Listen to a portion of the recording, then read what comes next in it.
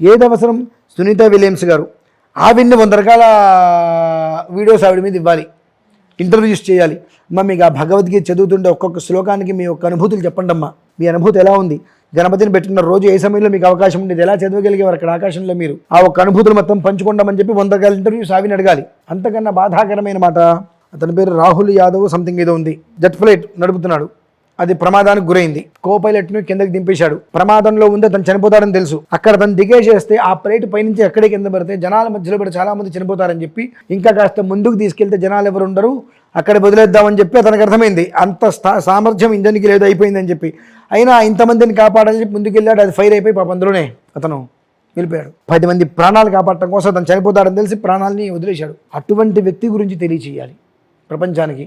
ఇలా ఉన్నారు, ఎదుటి మనిషి యొక్క జీవితం కోసం, ఎదుటి మనిషి ప్రాణాన్ని నిలపాలని చెప్పి తన ప్రాణాన్ని తన ఈ రకంగా వదిలేసుకున్నాడు అనేటువంటి అటువంటివి చక్కగా 10 మందికి తెలిసేలా ఉండాలి. కానీ వాటిని మాత్రం ఎక్కడో ఒక మూల ఇంత బిట్లాగా వేయటము, ఇటువంటివి చేసి పక్కన పెట్టేసేసి ఎక్కర్లేనివి, ప్రజలకి ఉపయోగం లేనిది, ప్రజలని భ్రష్టత్వం చెందించేటువంటిది. ఏది ఈ అమ్మాయి ఇలా డాన్స్ చేసింది కానీ ఎలా డాన్స్ చేసింది చూడాలి. ఇప్పుడు అర్జెంట్గా మామూలుగా 1000 మంది చూశారు, ఇప్పుడు ఇలా డాన్స్ చేసింది అనగానే ఎలా డాన్స్ చేసిందని చెప్పి 10,000 మంది చూస్తారు.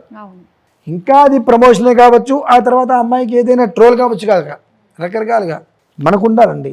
ఏది ఎంతవరకు ఎలా ఉండాలి, ఏది ఎంతవరకు ఎలా ఉదాహరించాలి, వ్యవహారం చేసుకోవాలనేటువంటిది మనకు లేకుండా ఒక వీడియో అద్భుతంగా ఉందని చెప్పి ఆ మనిషిని దేవుణ్ణి చేసి, ఇంకో వీడియోలో ఎవరో ఏదో నెగిటివ్గా చెప్పారని చెప్పి ఆ మనిషిని డౌన్ చేయడం అనేటువంటిది ఎంతవరకు కరెక్టు?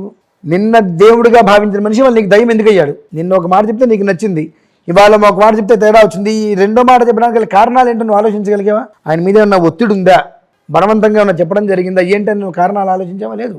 ఇలా ఉన్నారమ్మ. కాబట్టి తప్పనేటువంటిది వ్యవస్థలోనే ఉంది. ఎవ్వడికి వాడికి, ఒకడికి నేత్రానందం, ఒకడికి వాచానందం, ఒకడికి రాతానందం. మీ ఆనందాలు వాళ్ళకి క్యాష్ అవుతున్నాయి. చాలామంది కోపం వస్తుంది. ఒక మాట చెప్తా, భారతంలో ద్రౌపది దేవి ఎవరైతే ఉన్నారో ఆవిడ చీర తీశారని విప్పతీశారని చెప్పి యుద్ధం జరిగింది.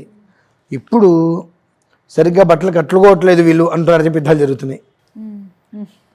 రెండో ఆప్షన్ లేదండి, ఇంతకన్నా ఎక్కువ మాట్లాడితే బాగోదు. ఒంటి నిండా బట్ట కట్టుకోండమ్మా. ఒంటి నిండా బట్ట కట్టుకున్నాడు ఆ అమ్మాయి ఇంకెవరైనా ఒకటి చూస్తాడండి?